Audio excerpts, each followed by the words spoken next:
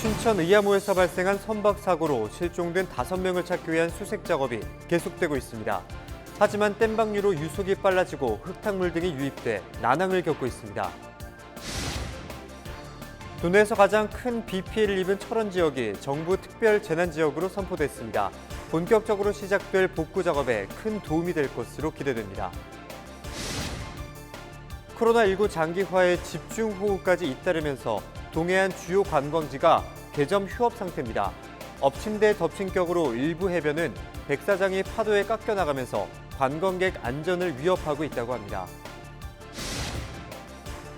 특정 작물의 생산량이 급증해 제가격을 받지 못하는 이른바 홍수출하는 농촌의 큰 걱정거리입니다. 최근 출하 시기를 조절할 수 있는 새로운 재배 방식이 속속 개발돼 관심을 모으고 있습니다.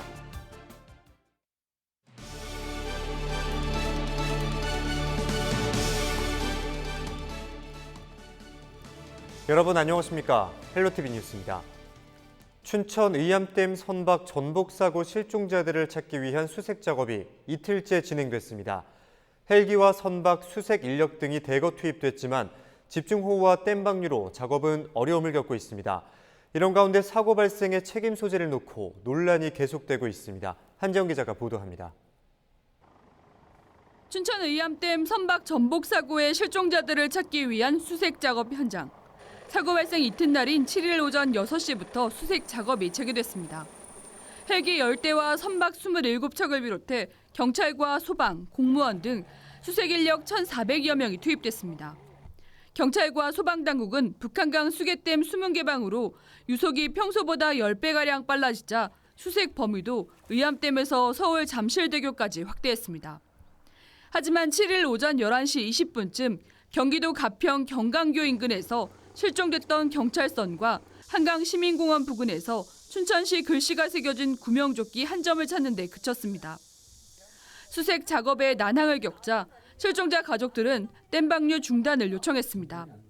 특히 호우특보가 내려지고 댐 방류가 계속되는 상황에서 무리하게 작업을 벌이게 된 경위와 책임자 규명도 촉구했습니다. 소영강 댐 3년 만에 문 열은 거 알죠? 알아요, 몰라요? 그러면 그때 수상해서 작업할 수 있어요, 없어요? 규정에? 예? 그럼 왜 작업을 했어요? 담당 공무원 혼자 책임이에요, 이게? 과실 여부를 떠나 행정당국인 춘천시의 안전불감과 관리 책임에 대한 지적도 이어지고 있습니다. 정세균 국무총리와 홍남기 경제부총리는 지난 6일과 7일 잇따라 사고 현장을 방문해 실종자 수색에 모든 수단을 동원하겠다고 밝혔습니다. 상식적으로 생각해보면 위험하잖아요. 한 명 찾았다고 그러죠. 이거 수초 떠내려가면 그만이지 국까지 거. 원래 아침에 생명하고 어떻게 그걸 바꿔요. 한 명은 충분히 한 명 찾았다. 그러니까 10명이지. 제대로 판단할 수 있고 훈련이 된 지휘관이 꼭 있어야 되고 적정하게 의사결정을 해야 되는데 참 안타까운 일이 생겼어요. 이상민, 김보건 춘천시 의원도 사고가 발생하기 직전에 인공수초섬 고정 작업을 하는 영상을 공개했습니다. 또 조속한 조치가 있었다면 피해를 막을 수 있었을 것이라며 춘천시 컨트롤타워의 부재를 지적했습니다. 이 사고가 날 위험이 있으니까 어떻게 하면 좋겠습니까라고 분명히 얘기를 그러니까 그런 데가 없었다고 저는 지금 보여지는 거죠. 시간이 한 30분 동안 있는 동안에 그게 이루어지지 않은 거에 대해서 이건 명확하게 책임 소재를 물어야 된다는. 춘천시는 정확한 사고 경위에 대해서는 아직도 파악 중이지만 실종자를 모두 찾을 때까지 유관 기관과 최선을 다하겠다고 밝혔습니다. 또 작업 지시 여부 등의 의혹에 대해서도 숨김없이 밝히겠다고 설명했습니다.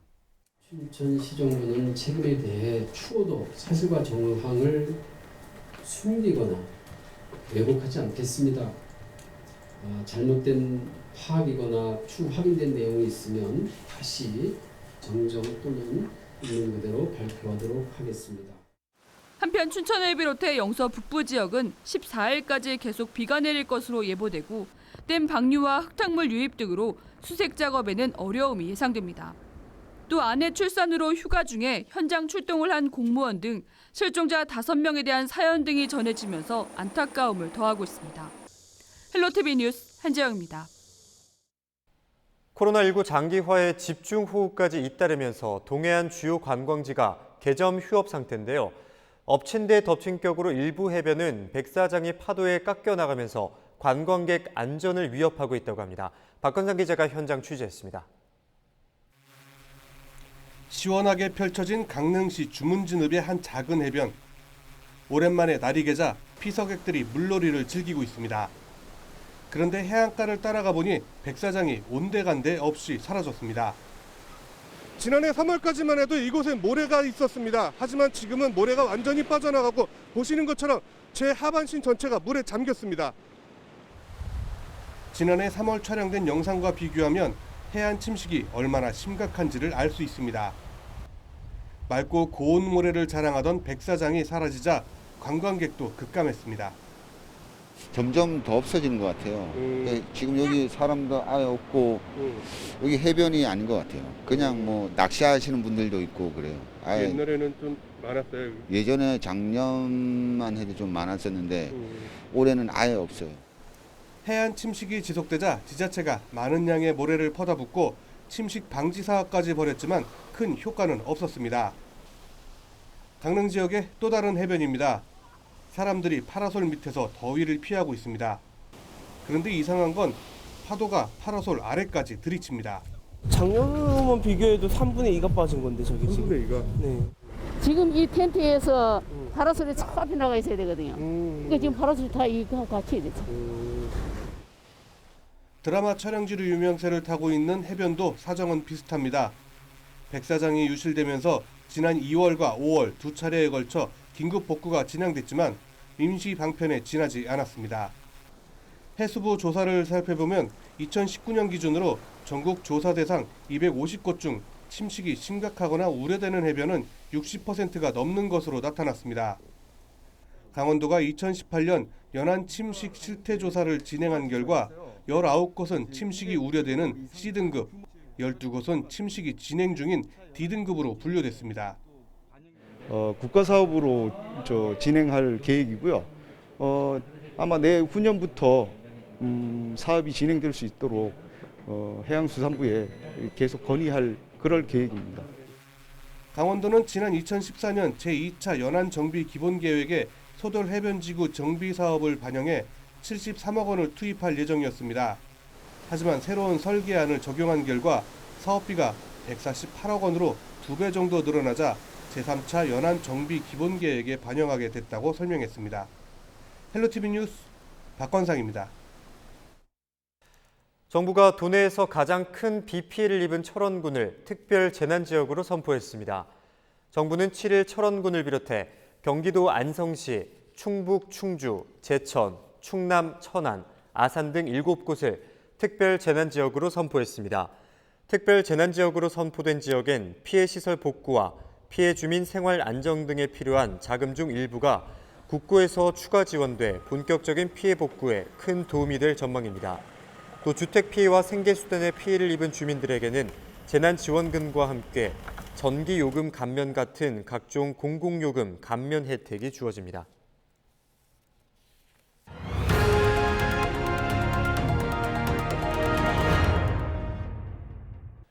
네, 요즘 장바구니 물가가 심상치 않습니다. 길어진 장마에 작황이 나빠지면서 특히 채소값이 크게 올랐습니다. 이세진 기자입니다. 식자재 마트 야채 코너 앞. 여기저기 할인 안내문이 붙었지만 가격표를 바라보던 손님은 몇 번을 망설이다 빈손으로 떠납니다. 비 와가지고 너무 비싸가지고 좀 살기가 좀 너무 어려워요. 도매시장 분위기도 크게 다르지 않습니다. 이른 아침부터 장을 보러 나온 사람들로 붐비지만 선뜻 지갑을 여는 손님은 많지 않습니다. 몇 주 만에 껑충 뛰어오른 채소값에 여기저기서 한숨소리가 들립니다. 가격이 한 3,000원, 4,000원씩이면 2,000원 더 올랐죠. 언제에 비해서? 장마지 오기 전부터 시작. 2주 전만 하더라도 한 단에 1,000원 정도면 살 수 있었던 대파는 4,000원까지 올랐습니다. 상추와 고추, 쪽파 같은 밭작물 가격 대부분이 2배씩 뛰었습니다. 며칠째 이어진 폭우에 작황을 망친 농가가 많다 보니 시장에 나오는 물량 자체가 줄었습니다. 지금 장마가 있기 때문에 공급이 안 돼서 저희가 판매가 잘 이루어지질 않아요. 채소값 상승은 장마철 흔한 현상이지만 올해는 오름폭이 유독 두드러집니다. 통계청이 발표한 7월 소비자 물가 동향을 보면 지난해 같은 달과 비교해 채소값이 16.3%나 폭등했습니다. 배추와 양파, 상추의 경우에는 30%대 상승률을 기록했습니다.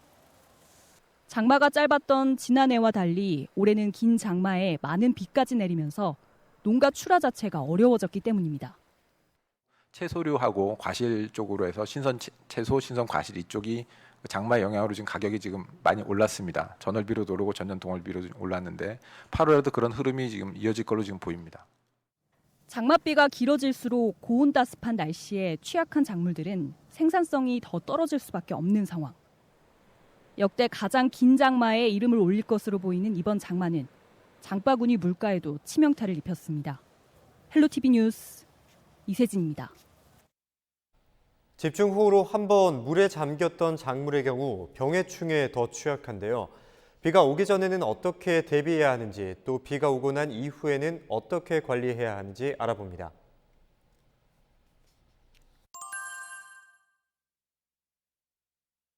우선 사전 대응으로 먼저 집중호우 예보가 있을 때는 논밭두렁을 사전에 점검하고 미리 논두렁에 물구를 만들고 비닐 등으로 피복하여 붕괴를 방지합니다.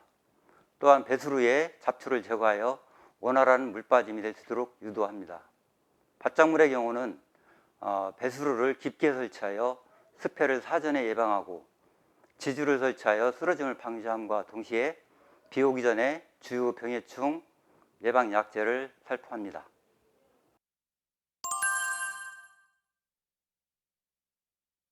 침 관수된 논은 서둘러서 물빼기 작업을 실시하고 새 물로 걸러대기 하여야 뿌리의 활력을 촉진시켜줍니다. 밭작물은 쓰러진 작물 세워주기, 병에 걸렸거나 상처 입은 열매는 물 빠짐 빨리 제거하여 다음 열매 자람을 촉진시켜줍니다. 과수의 경우 낙과된 과실과 유입된 흙을 제거하여 과원 내 청결을 유지해주고 수세 회복을 위하여 요소 0.2%의 액으로 잎에 뿌려줍니다.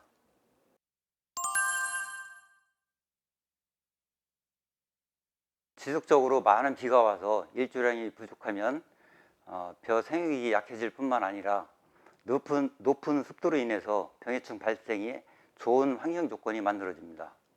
잎두열병, 잎진무늬 마른병, 이상누리병 등은 잦은 강우로 습도가 높을 경우 발생하는 곰팡이병인데요.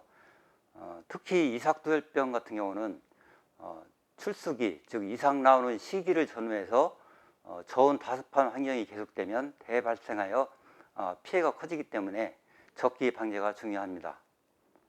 곰팡이 외에 벼 흰잎마른병이나 세균 벼알마른병 같은 경우는 세균병으로 물을 통해서 감염되기 때문에 침 관수된 논에서는 물빼기 작업 후 동시 방제 약제를 살포하고 그 외에 상습 발생 지역에서는 반드시 출수 10일 전에 살포해야 방제 효과를 볼 수 있습니다.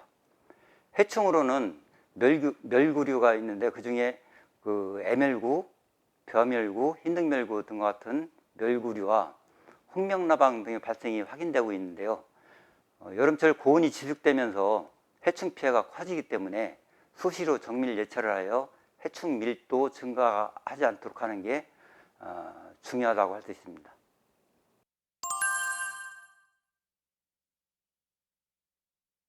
집중호우로 인하여 피해를 입었을 경우에는 먼저 시군 면사무소나 지역주민센터에 피해 신고를 해주시고 재해보험에 가입한 농가는 농작물 재해보험 조사 완료 후 피해 복구 작업을 하시면 되겠습니다. 또한 일순 돕기가 필요한 경우 시군 일순 돕기 창구로 신청하여 주시기 바랍니다. 6일까지 400mm가 넘는 비가 쏟아진 고성 지역 피해가 160건에 6억 7천만 원이 넘는 재산 피해가 발생한 것으로 집계됐습니다. 이 가운데 주택 30채가 침수됐거나 파손됐고 도로 21곳이 침수나 유실됐습니다. 이 밖에도 축사와 창고, 비닐하우스와 농경지 침수, 토사 유출 피해가 속출한 것으로 나타났습니다. 고성군은 굴삭기 등 중장비 48대와 500명의 인력을 투입해 복구 작업에 나서고 있습니다.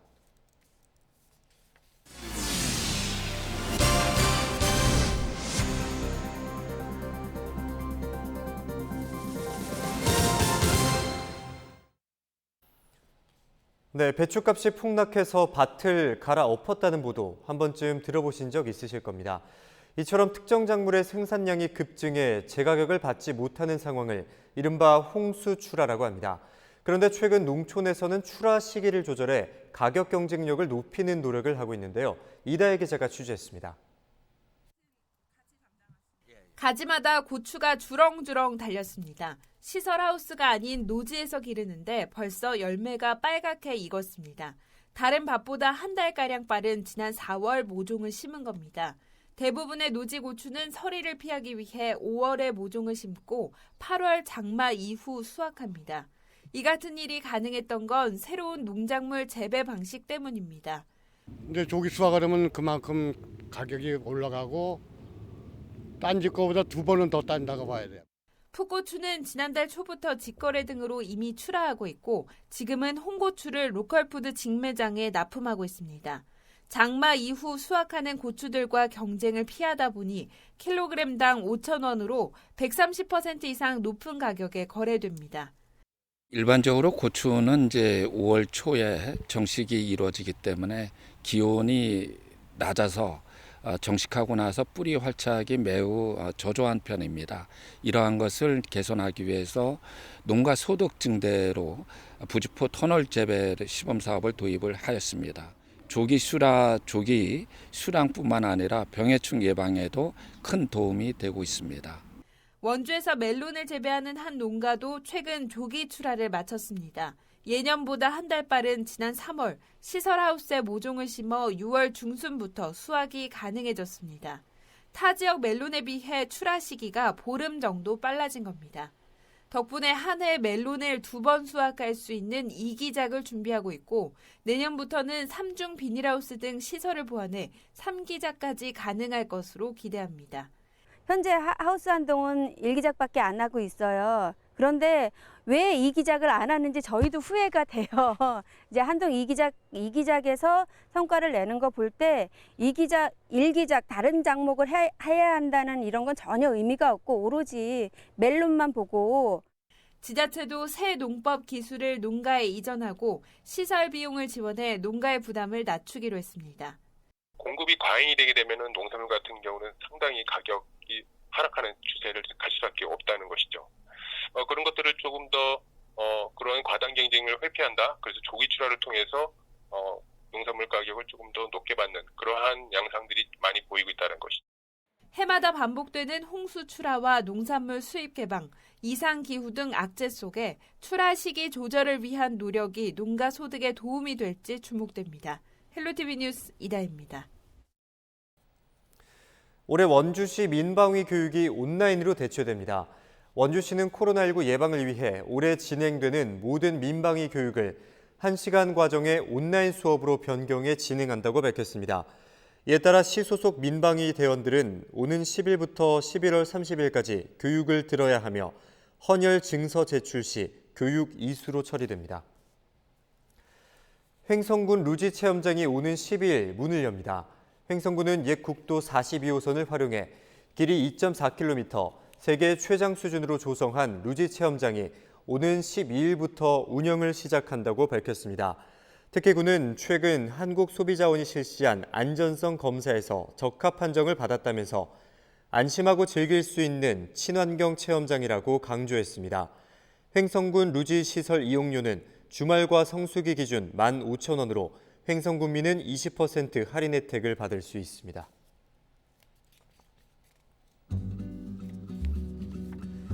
이어서 날씨입니다. 주말인 내일도 영서 남부 지역을 중심으로 국지성 호우가 쏟아질 것으로 전망됩니다. 빗길이 미끄러울 수가 있어 교통안전에 신경 쓰시고 산사태 등 침수 피해 또한 주의하시기 바랍니다. 네, 이상으로 뉴스를 마치겠습니다. 저희 헬로티비 뉴스는 늘 지영민과 함께합니다. 함께해 주신 여러분 고맙습니다.